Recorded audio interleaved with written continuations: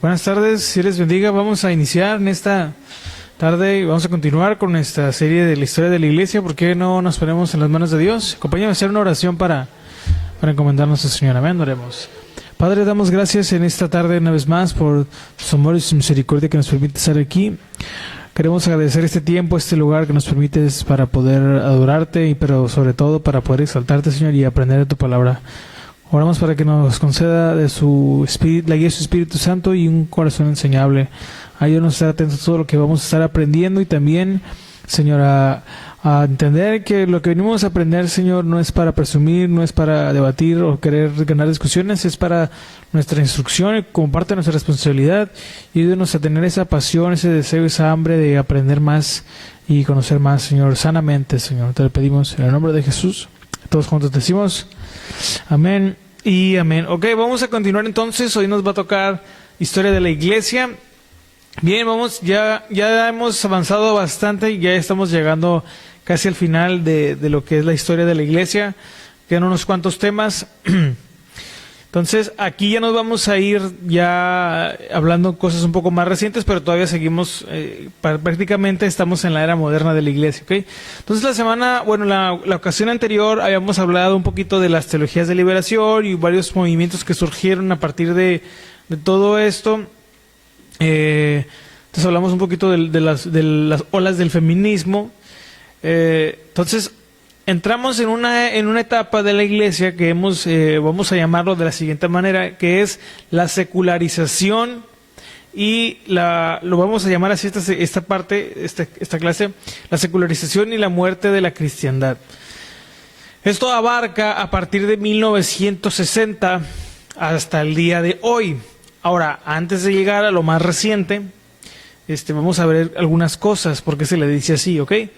Durante siglos, como lo explicamos y como lo vimos, en Occidente ser cristiano no era una opción, era parte del aire que se respiraba, porque acuérdense que la iglesia, pues prácticamente todas las naciones de Occidente crecieron en los valores cristianos, ¿ok? La cultura, la moral, el calendario, la educación y hasta el lenguaje estaban marcados por el cristianismo. Ya hemos explicado mucho todo esto, bastante, pero solamente a manera de recordatorio muy, muy general, ¿no? A partir de la segunda mitad, entonces, del siglo XX, del siglo pasado, algo se rompe. ¿Qué pasa? No es que la iglesia desaparezca, porque pues no ha desaparecido, sino que para el mundo, para la sociedad, pierde su lugar central, ¿ok? Entonces, en un punto, la gente preguntaba, ¿en qué iglesia vas? ¿No? O antes se decía, ¿en qué iglesia te congregas o asistes? ¿No? Esa ya no es la pregunta. Ahora la pregunta es, ¿por qué crees eso y por qué debería importarme? O sea, ya hay un cambio. Mucha gente tiene, hoy en día, muchas de las ideas que se tienen hoy en día es por todo lo que vamos a estar aprendiendo, pero que se empezó a meter dentro de la iglesia, ¿no? Y muchos cambios en el mundo que sucedieron a nivel social, cultural, pero que la iglesia tristemente al no ser una figura central para la gente o las personas empezar a ver a otras partes, a confiar, a creer más en otras cosas como en las ciencias y todo eso, pues sí se perdió en cierto sentido como un lugar, ¿no? Pero ¿qué es la secularización? Porque vamos a decir, hermano, ¿pero qué quiere decir eso? Bueno, vamos a definirlo de una manera muy sencilla. La secularización es el proceso por el cual la fe deja de ser el marco público que organiza la sociedad, o sea, que trae orden, y pasa a ser un asunto privado y opcional. Se lo voy a volver a repetir de manera sencilla, porque aquí hay términos muy de repente, pero lo vamos a hacer sencillo. La secularización es el proceso por el cual la fe deja de ser el marco público que organiza la sociedad y pasa a ser un asunto privado y opcional. Obviamente esto es a nivel general, a nivel global. Es decir, que Dios no es negado necesariamente en muchos lugares, en muchos países o en muchas naciones, pero sí es desplazado. Es decir, ya no es lo más importante para una sociedad, fíjense esto, para un país que la gente, que sus ciudadanos sean cristianos o creyentes. Lo que importa ahora son otras cosas, la educación, que tengan buena educación, y que no es algo malo, pero la iglesia dejó de ser el centro de la sociedad como lo fue por mucho tiempo. La iglesia, acuérdense que cuando estábamos hablando en la Edad Media, estábamos en la Edad Media, cuando fue lo de la Reforma, la iglesia dictaminaba muchas cosas, leyes, incluso recordemos que hubo papas que establecieron reyes, ¿ok? Ese era el poder que llegó a tener la iglesia, pero bueno, por muchas razones eso cambió, ¿no? Ahora, ¿qué queremos decir con la muerte de la cristiandad? Bueno, no significa la muerte del cristianismo, no necesariamente, sino más bien el fin del cristianismo como poder cultural dominante, ¿ok? Desde un tiempo hacia acá, algunos escritores, autores de libros, hablan de que vivimos en una era post-cristiana, ¿ok? Donde ya no es el centro, el cristianismo ya no es el centro. Ahora, que la sociedad moderna creció bajo los valores cristianos, eso es cierto, porque el sistema judicial, que encarcelan a un ladrón, todos esos valores pues tienen origen en la palabra de Dios, pero ya el cristianismo de manera general, o sea, la iglesia ya no es el centro, no es el poder cultural dominante. Miren, antes la Biblia influía sobre las leyes y sobre los valores. La iglesia marcaba normas morales. La fe era algo que se heredaba de generación en generación. Y incluso cuestionar a Dios era algo raro. O sea, ¿quién se atrevía? Nadie, todos verdaderamente tenían esa creencia. Pero ahora, o sea, bueno, a partir de esa época, pero ya también a nuestros días, en esta época o en esta era de la iglesia ya más reciente, la fe compite con muchas narrativas. La moral es subjetiva. Luego, ya lo hemos explicado qué quiere decir esto, pero luego ahondamos un poco más. La fe se elige o se descarta. O sea, uno puede elegir, hoy en día una persona es muy normal que pueda elegir si tiene fe o no, y antes no era así. Cuestionar a Dios hoy es algo normal, o sea, Dios puede ser cuestionado. No, hoy para muchos, estoy hablando a un nivel social, ¿ok? No, digo, en las iglesias también pasa esto, pero a nivel social, en el mundo en general, hoy se puede cuestionar a Dios. Alguien puede dudar de si de verdaderamente es importante o necesario creer en Dios. Eso antes no pasaba. Para muchos esto es un avance, ¿no? De la humanidad, de que tú puedes cuestionar, tú puedes protestar, ¿no? Pero bueno, la iglesia entonces deja de ser el centro y se convierte en una voz más. Entonces, durante muchos siglos, durante muchos años, la iglesia fue el centro de la sociedad que ponía las leyes y que dictaminaba qué se debía hacer. Pero como ya lo vimos durante las clases, vimos cómo la iglesia, al no poder cumplir fielmente su rol como representante, los cristianos en general, sobre todo los servidores, los líderes, no cumplir con su rol de representantes de Dios.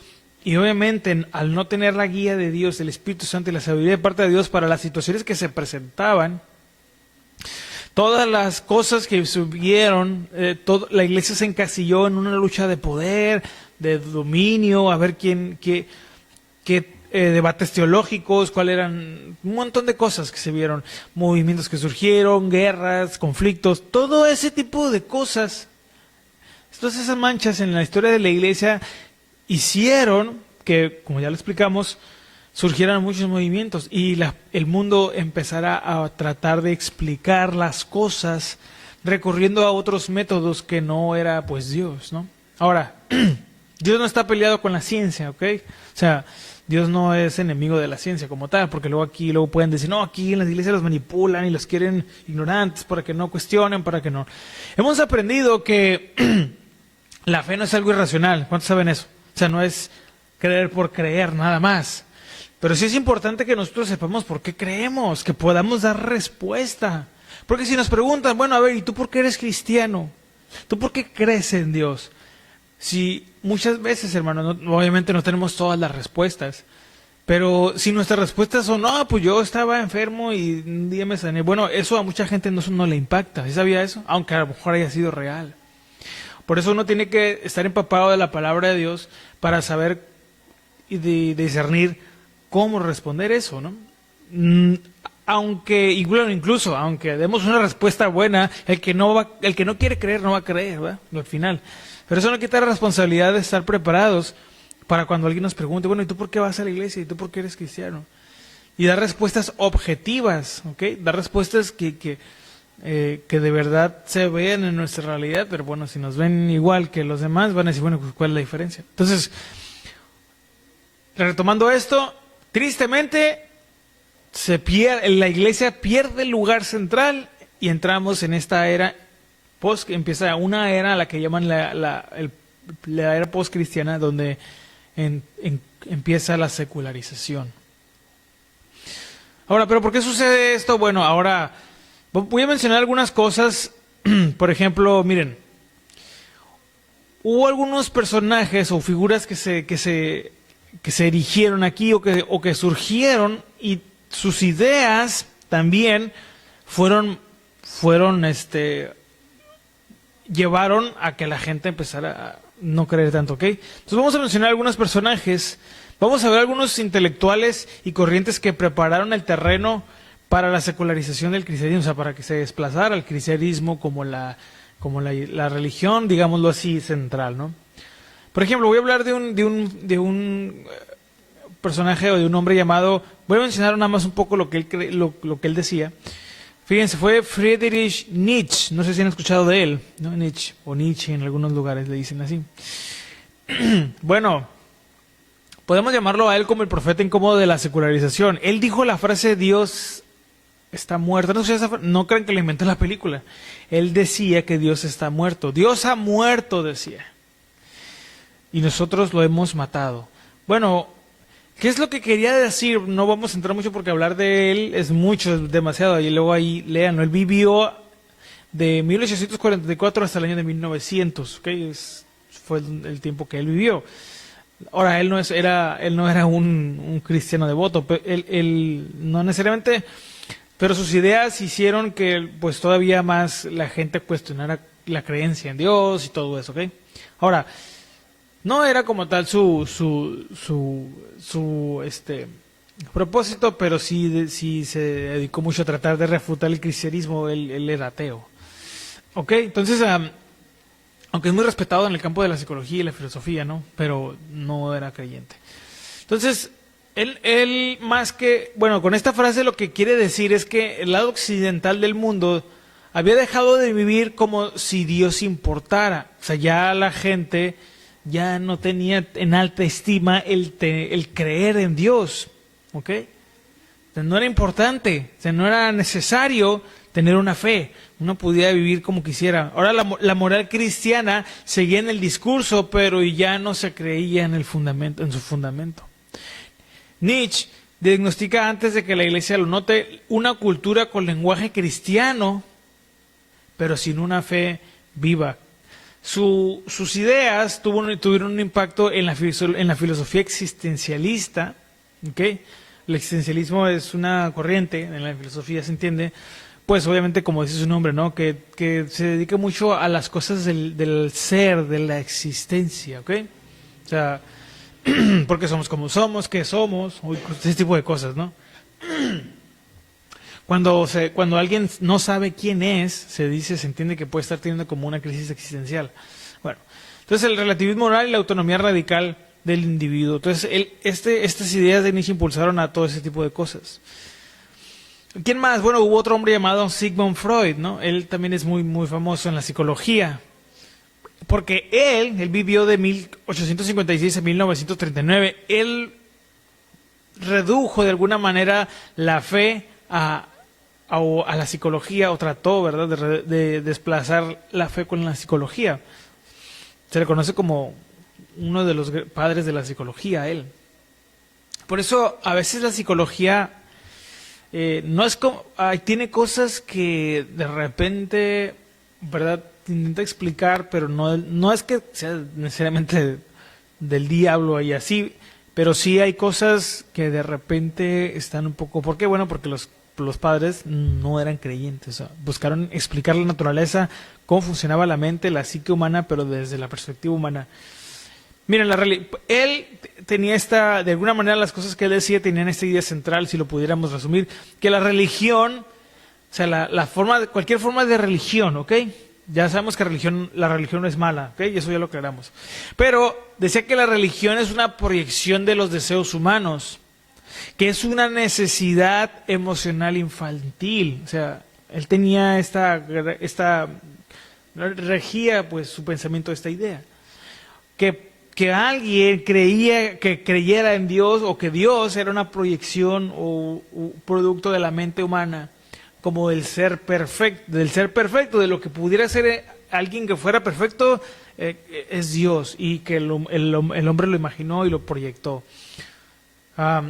Que miraba a Dios como una figura paterna porque tenían traumas, o que había traumas, y por eso existe la idea de un Dios o de un ser superior, porque pues es algo que existe en la naturaleza humana, o algo malo, ¿no?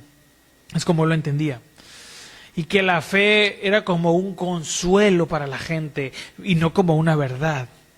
Entonces, este tipo de ideas ya nos van mostrando cómo fueron preparando el terreno para las generaciones que vinieron después, ¿no? Precisamente, aquí nace la idea moderna de que creer está bien mientras te ayude emocionalmente. ¿Han escuchado eso? Esto lo dicen a veces los psicólogos. No sé si han escuchado eso. Que incluso Dios permite muchas cosas, ¿no? Y le damos gracias a Dios porque de alguna manera a sus hijos Él siempre los atrae. Sus ovejas, bueno, Él siempre busca la manera, ¿no? Pero hoy en día un psicólogo, ¿verdad?, si la persona es diagnosticada y se detecta que pues practica una religión, raramente les dicen que dejen eso. Al contrario, los tratan de impulsar a que no dejen su religión.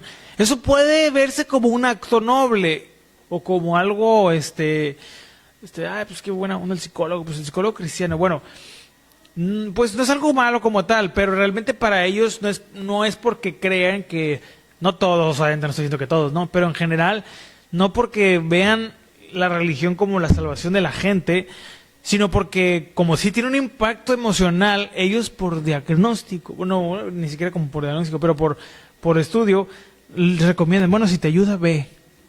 Pero ¿cuántos saben que, bueno, nosotros estamos convencidos de que ser cristiano no es algo no tenemos que ver ser cristiano o Dios como un terapeuta, ¿sí me explico? Como una medicina, o o sea, como algo nada más para ayudarme a nivel emocional y ya.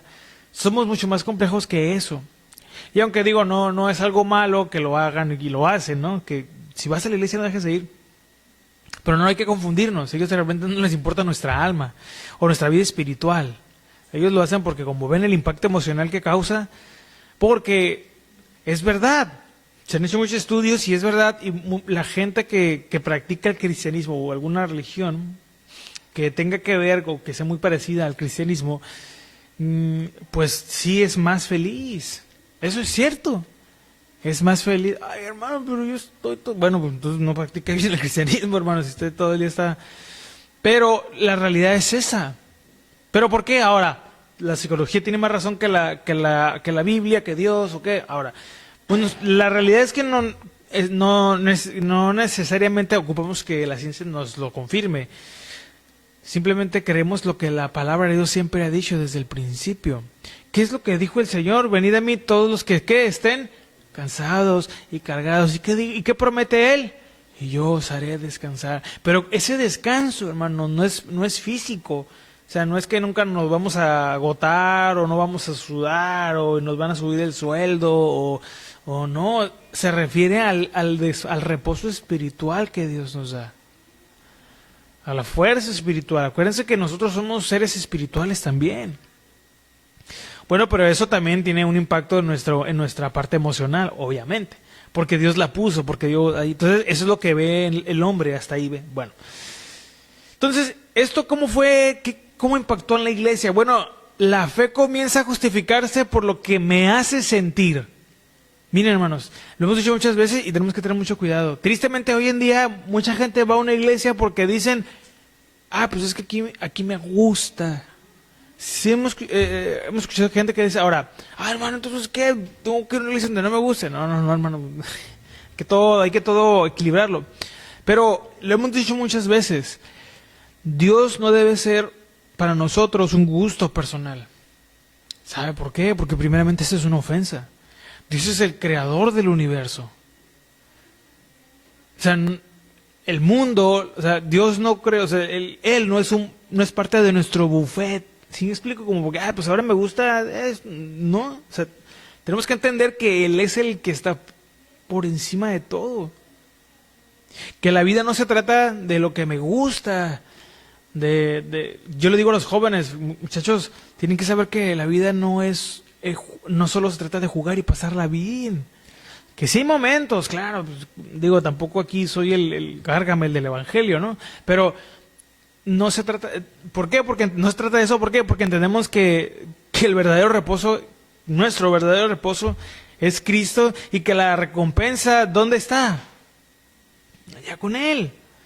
Por eso muchos cristianos hoy en día, lo voy a decir de esta manera, nos tropezamos, nos damos de golpes en la pared porque esperamos de alguna manera que este mundo sea el paraíso que quisiéramos que fuera, pero nunca lo va a ser.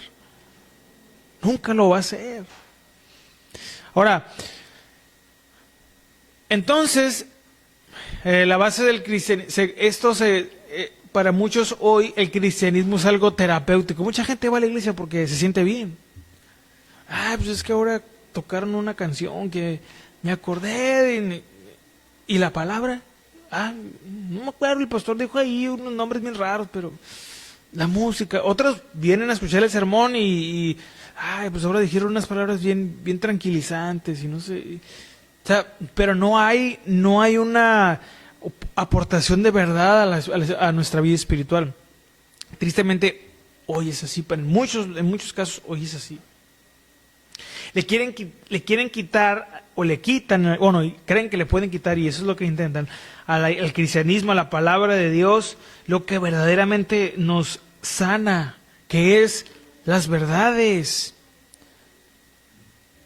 No se confronta el pecado a veces. No, porque pues, luego se me van. En fin, etcétera. Otra figura que hubo fue un hombre llamado Karl Marx. ¿Okay? Él vivió un poco antes que estos dos anteriores, pero él fue el que escribió el Manifiesto Comunista. De ahí él impulsó esto, lo que fue el comunismo, la lucha de clases, ¿no? Él vivió de 1818 a 1883. Fue un poco antes, pero sus ideas también llegaron y han llegado hasta hoy, ¿no? Entonces, él miraba la fe, la creencia, como un instrumento de control, ¿ok? Él tenía esta idea de que los líderes religiosos o la iglesia usaba la creencia en Dios para manipular a la gente, para manipular a las masas. Esto es algo muy conspirativo y mucha gente sí cree en eso, ¿ok? Ahí te tienen todo, ¿cómo le llaman? Que te lavaron el cerebro y todo eso. Pues sí, estaba bien sucio, por eso me lo lavó el Señor. Pero creen que es como algo para manipulación. Bueno, sinceramente, en lo personal, o sea, lo ven desde una perspectiva un poco muy así, muy conspirativa. Pero la realidad es que, al menos yo puedo decir que yo no soy alguien que o sea, la iglesia, si lo vemos así como la institución, la iglesia, la organización o los líderes de la iglesia no ganan nada manipulándome a mí, porque en primer lugar yo no soy millonario. no soy una figura, no soy un genio, pues no soy un científico que puede inventar algo ahí. No, hermano, a mí no me alcanza el dinero. Si usted le alcanza, pues se me pasa poquito. Pero, o sea, entonces a la iglesia o a la organización no le conviene mantenerme manipulado a mí. Porque yo no voy para empezar, yo no tengo ideales de provocar revoluciones ni nada de esas cosas. ¿Sí me explico? Bueno, pues, en fin, él decía la famosa frase que la religión es el opio del pueblo. O sea, ahí se mantiene distraída la gente en la religión, porque, pues, todo eso. Ahora, yo pregunto, ¿hay corrupción hoy en día en la iglesia? Tristemente, sí, hay que reconocerlo. ¿Hay manipulación? Sí, también. La realidad es que también sucede. Hay mentiras, hay engaños. Mañana les sigo porque ya me voy a salir. Pero la realidad es que sí. ¿Por qué pasa eso? A ver, ¿Dios aprueba todo eso? Claro que no. Claro que no. Por eso para nosotros hoy en día, hermanos, es un reto y un desafío más grande ser cristiano en un mundo donde no solo nos enfrentamos a la maldad y el pecado del mundo, a la traición del mundo, a las cosas que el mundo ofrece, sino también a la hipocresía de la iglesia moderna, a la falta de compromiso de los cristianos. Mira, y no es que estemos compitiendo con nadie, pero decir soy cristiano hoy en día, hermano, hoy se ríen de eso. ¿Y nosotros qué estamos haciendo para demostrarle a este mundo que Dios sigue transformando vidas? ¿Cantando sus canciones? ¿Hablando su lenguaje? ¿Qué estamos haciendo? Pero bueno. Ahora, ¿qué es lo que sucede con esto? Bueno, la fe, según Marx, distrae del cambio social, la esperanza futura anestesia la injusticia presente. Y esto que él creía, influyó directamente en la teología de la liberación. Las teologías de la liberación que ya explicamos surgen a partir de querer mezclar las ideas de Marx con la Biblia. ¿Ok? La lucha de clases, pues, ¿no? El rico contra el pobre o el pobre contra el rico.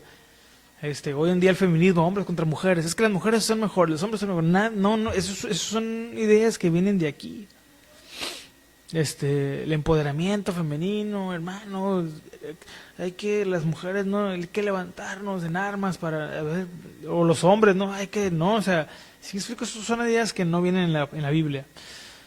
Entonces, surge las teologías de la liberación, sobre un cristianismo politizado, la política usa a veces este tipo de cosas y se sospecha permanentemente hacia la fe institucional. Hoy es más fácil, hoy es más común ver y es más fácil criticar a la iglesia, ¿sí o no? Criticar a Dios, criticar a la Biblia, antes de reconocer las cosas que Dios dice de nosotros, ¿no? O sea, es más fácil criticar a Dios y a la Biblia, como decía un predicador, a dejar que Dios y la Biblia te critiquen, ¿no? Imagínense, así como nosotros criticamos a veces a Dios o a la iglesia, Dios nos criticara a nosotros así. ¿Qué creen que Dios nos dijera? Pero bueno, solo por mencionar algunos, las ideas de estos hombres, de estas figuras, prepararon o permearon el escenario para las generaciones futuras, y esto obviamente causó que hubiera lo que entendemos como la secularización del cristianismo. ¿Okay? Y el cristianismo se empezó a ver como una opción de creencia, de ayuda para los temas emocionales, y no necesariamente tienes que creer, pero si crees, pues ya cree, y si tú crees, ¿por qué yo debo creerlo? ¿Qué tan importante? O sea, ya se empieza a ver este tipo de cosas. Ya no se ve a la iglesia en el cristianismo como algo predominante o algo que no se debería cuestionar. Entonces surgen movimientos culturales que aceleraron la secularización. En los años 60 sucede lo que se conoce como la revolución sexual. ¿Okay? En mayo del 68 en Francia hubo el movimiento que le llamaron el movimiento hippie.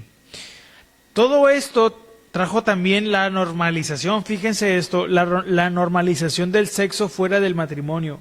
¿Cómo es la cultura hoy en día al respecto de esto?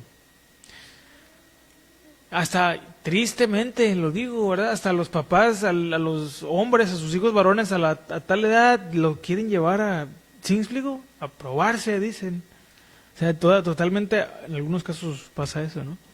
Pues totalmente aberrante eso. Cuando el modelo bíblico nos muestra que el sexo es solamente para el matrimonio, ¿no? Pero todo esto ha ocasionado, bueno, eso no lo dicen, ¿no? Porque no les conviene. Pero tristemente esto ha ocasionado más males que beneficios, ¿no? Enfermedades de ese tipo, de transmisión sexual y todo eso, incrementaron a partir de que se empezó a ser más liberal en este sentido.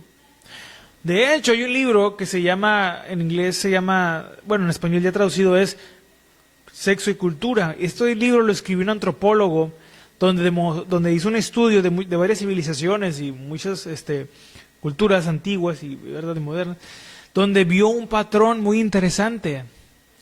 Este hombre, este antropólogo, encontró que cuando una sociedad fue más liberal en la sexualidad, terminó decayendo.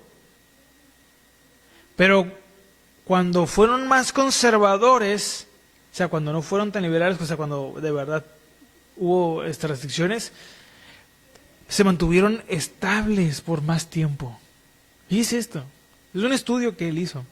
Ahora, ¿qué quiere decir? ¿O qué nos dice esto a nosotros? Bueno, que Dios no se equivoca, hermanos. Dios no se equivoca.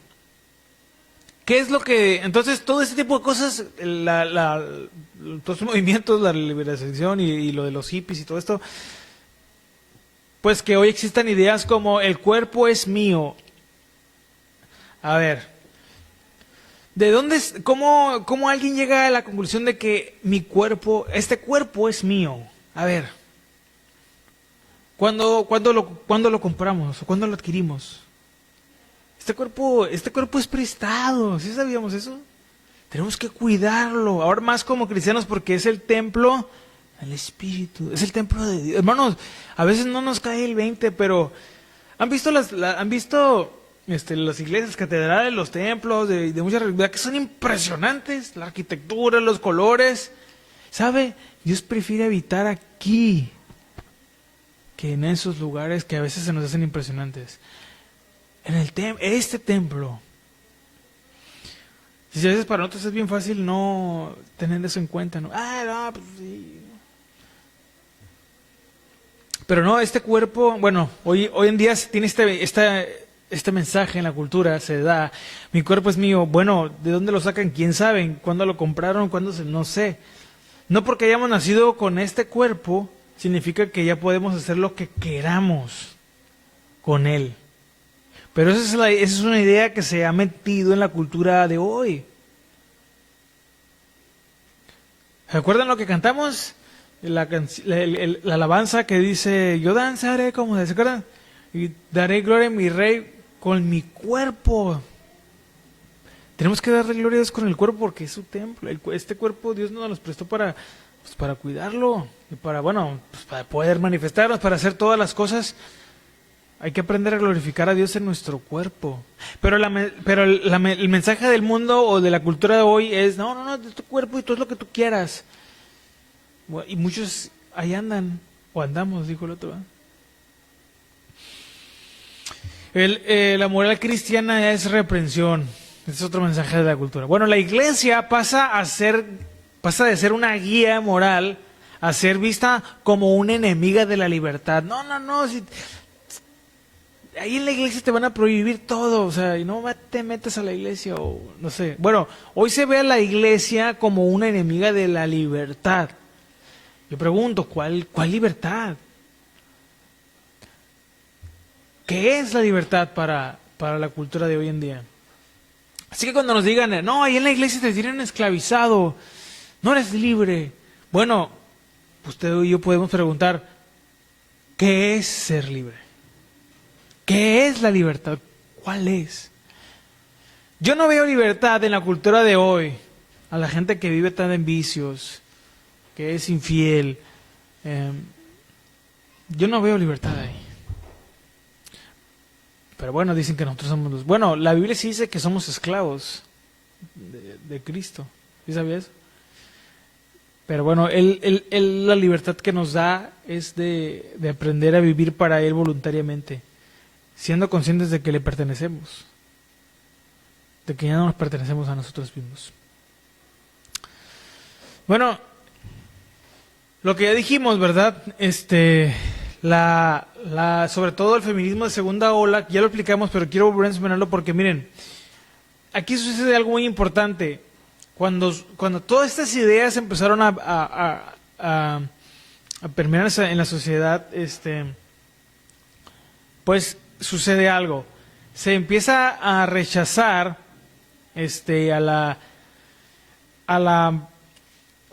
al hombre, ¿verdad? O se rechaza toda autoridad masculina. ¿Ok? Dios se ve como un opresor patriarcal y la Biblia como un texto de dominación, según algunas feministas.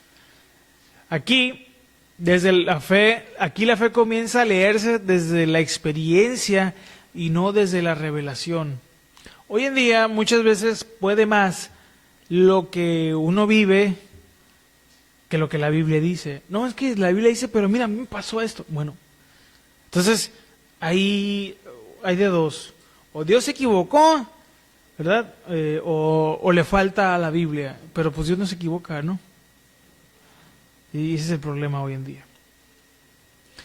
Entonces, hoy vivimos en una era, aparte que es el posmodernismo, en una era poscristiana. Hoy no hay una verdad universal y todo depende del contexto. ¿Cuál es el resultado? Bueno, la iglesia ya no proclama la verdad, solo ofrece una opción espiritual más. Y tristemente esto afecta hoy en día. Nos afecta mucho porque se perdió el respeto, ¿verdad? Hacia la figura de la iglesia y hacia Dios mismo. ¿Qué dice hoy la gente de la iglesia? O sea, ¿qué opinan? ¿Cuál es la idea que tienen de Dios, de la iglesia? Todo por todas esas cosas. Y más si nosotros no aportamos nada en nuestro testimonio. Pero eso es triste, hermanos. Y hoy muchas iglesias está tan mezclado, está tan secularizado que incluso muchos dicen, no, no tienes que ir todos los domingos a la iglesia. No, o sea, no tienes que leer todos los días la Biblia. ¿Cómo vas a leer? No pasa nada si no lees un día. Etcétera, etcétera, ¿no? Ese tipo de cosas. La muy usada, rehusada, malinterpretada y desgastada frase que dice, es que Dios conoce mi corazón. Híjole, hermanos, esa es muy peligrosa. ¿Y sabe qué quiere decir eso? O sea, lo que estamos diciendo, no importa lo que tú me puedas decir, mientras yo sé que Dios sabe, no, y ahí es un enredo, ¿no? Mientras Dios sepa cuál es mi intención, pues no importa lo que ustedes me digan. Y eso se usa como justificación para no reconocer. Hermanos, si Dios sabe, ¿usted cree que Dios sabe lo que hay en nuestro corazón, lo que hay en mi corazón, lo que hay en su corazón? Eso, hermanos, lejos de darnos libertad para hacer lo que queramos, debe producir un temor. Porque a Dios yo no lo puedo engañar. Imagínese, hermano. Imagínese que hoy fuera como en el Antiguo Testamento, que cayéramos fulminados. Nadie dijera esas cosas, ¿verdad? Nadie anduviera como que, ay, no, es que Dios me conoce. Bueno. O la otra, no, yo muy también, es que solo Dios me puede juzgar. Hermanos, acuérdense que dice la Biblia que Dios es amor, ¿verdad? ¿Cuántos dicen amén? Pero que también es fuego consumidor. O sea, hay de aquel que cae en las manos de un Dios vivo. Entonces, pues, no podemos, Dios no nos va a solapar, pues, ¿sí me explico? O sea, nada más porque canto bien, bueno, yo ni canto bien, no, pero el que cree que canta bien. No, porque ya medio le ando echando ganas. Pero bueno, entendemos que muchos que usan estas frases es porque no han aprendido a conocer, o no se han dedicado a conocer quién es Dios, ¿no? Entonces, surgen muchas frases y muchas ideas. Por ejemplo, también hubo otra figura de un hombre llamado Dietrich Bonhoeffer, ¿verdad? A él le interpretaron mucho la frase que decía cristianismo sin religión. Aquí se malinterpretó mucho esta frase. Este hombre hablaba de la persecución nazi, fíjense, en su época, pero esta frase fue usada para justificar un cristianismo sin doctrina, una fe sin iglesia y una espiritualidad sin compromiso. Porque hemos escuchado la frase que dice que Dios es, ¿qué? Relación, no religión. Ya lo hemos explicado, ¿se acuerdan? Pero ¿qué se quiere decir con eso? Muchas veces la intención es buena o muy bonita, ¿no? De que Dios, o sea, no es que te tengas que amarrar aquí a un escapulario en la iglesia para que Dios, no, o sea, entendemos lo que se quiere decir, pero tristemente se usa esta frase para justificar falta de compromiso, falta de entrega, ya lo sabemos. Entonces, aquí vemos buenas intenciones, pero mal aplicadas y con ideas un poquito equivocadas, que esto solamente han alimentado la secularización dentro de la iglesia. Entonces, decir que uno tiene que ser cristiano sin religión, pues es como decir que te tienes que comer un taco de carne asada sin la carne. ¿Cómo vas a ver? ¿Ah? Pues no va a tener sentido. ¿Por qué? Porque la religión no es mala. Mucha gente tiene problemas con la palabra religión, porque se imaginan vivir encerrados en un templo, ¿verdad? No mirar la luz del sol. Eso no es religión, eso es religiosismo, eso es legalismo. Esos extremos están mal, obviamente. Pero la verdadera religión, la que la Biblia nos enseña, no es mala. La religión son esas son las cosas que nos conectan con Dios. Pero bueno, entonces, hermanos, tenemos que tener mucho cuidado con este tipo de frases, de ideas que hoy se dicen, que hoy a veces se escuchan. No, es que yo no siento ir a la iglesia. Bueno, pues yo le pregunto, ¿usted cree que nuestro Señor Jesús sintió ir a la cruz? ¿Que fue por eso que fue? Porque sintió ir. ¿Qué fue lo que sintió Jesús en el Getsemaní, hermanos? ¿Qué fue? Aflicción, sudor hasta, dícele, como gotas de sangre. ¿Cómo de que siento o no siento? Bueno. En fin, etcétera. Pero esas son ideas que se han metido en la iglesia hoy, que se han secularizado. Etcétera, etcétera. Así que no vamos a quedar, vamos a seguir hablando un poquito más, pero hermanos, es mucho lo que ha sucedido en la secularización de la iglesia, ¿verdad? Hoy hay programas, o hay canales cristianos donde se habla de todo menos de la fe verdadera, ¿verdad?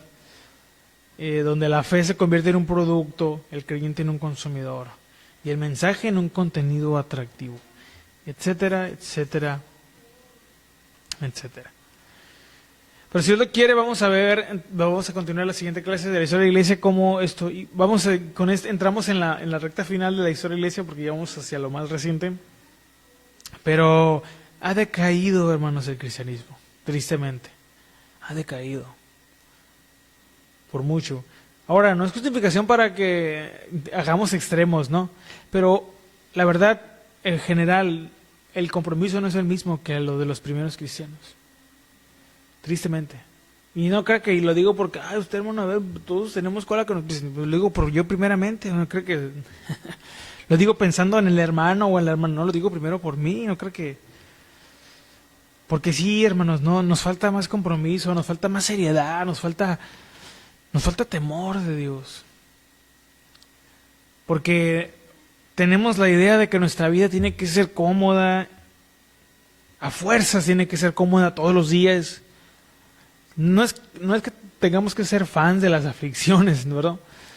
Pero entender que si vamos a seguir a Jesús, este mundo lo rechazó a Él y nos va a rechazar a nosotros por seguirlo también. El mundo que abandonó a Dios nos va a abandonar a nosotros también, si somos fieles a Él, a su palabra. Pero aún en medio de todo eso, Dios nos ayuda, Dios nos guarda, Dios nos da bendiciones, Dios nos da de su amor, de su paz, de su consuelo.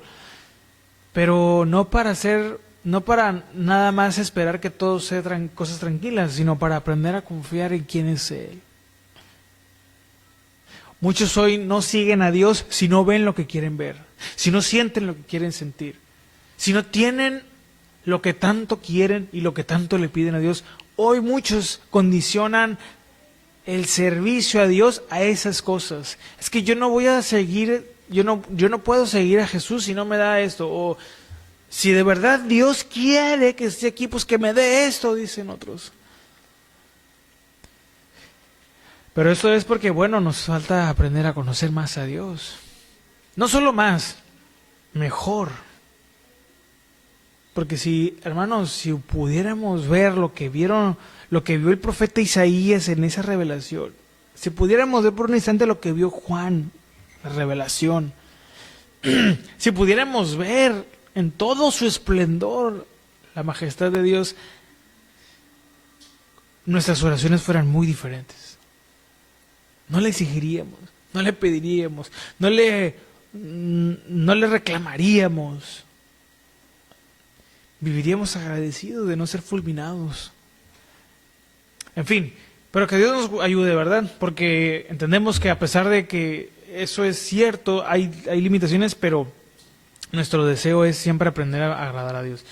Y lo que aprendemos aquí es que vemos que sí, tristemente, el cristianismo ha decaído. Esta es una parte poquito más triste de la historia de la iglesia, porque aquí vamos a ver cómo decayó el cristianismo de lo que fue en un principio y en lo que se terminó convirtiendo hoy en día a nivel general, ¿ok? A nivel general, porque obviamente que hay sectores, hay partes en las que hay un remanente que se esfuerza por permanecer fiel a las verdades de Dios.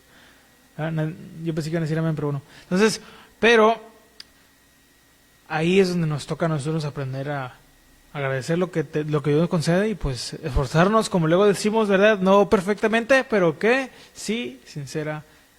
Bueno, acompáñame a orar para estar terminando y si el Señor lo permite, nos vemos la próxima semana. ¿Ven? Oremos. Padre, damos gracias en esta noche una vez más por su amor y su misericordia.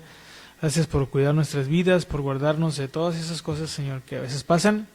Hoy queremos reconocer que tristemente vivimos en una era en la que muchas cosas han decaído y la iglesia, Señor, se ha dejado llevar por muchas corrientes, por muchas ideas, filosofías de este mundo que no provienen de ti. Muchos han cambiado las verdades de tu palabra por solamente tener consuelo emocional, Señor. Para muchos tú eres un instrumento, para muchos eres una opción, para muchos tú eres solo un gusto personal. Padre, oramos para que tú nos ayudes a que tú no seas nada de eso en nuestras vidas, sino que seas nuestra vida entera. Que alrededor de ti, todo lo que tú eres, de todo lo que tú significas y de todo lo que tú representas, nuestra vida gire. Señor, guárdanos, líbranos de querer condicionarte las cosas de nuestra vida, nuestro tiempo, y dinos a aprender a dedicar nuestro tiempo para enamorarnos más de ti y vivir para ti. Te pedimos que nos lleves con bien a nuestras casas. Señor, guárdanos de camino de regreso, cuida nuestra salud, Señor, cuida nuestros vehículos, conforme sea tu voluntad, te rogamos que nos libres de cualquier mal que pueda pasar. Y si aún no fuésemos librados, que nuestro corazón, que nuestra alabanza y nuestra adoración y obediencia a ti permanezcan intactas. Te lo pedimos en el nombre de Jesús. Todos juntos decimos amén.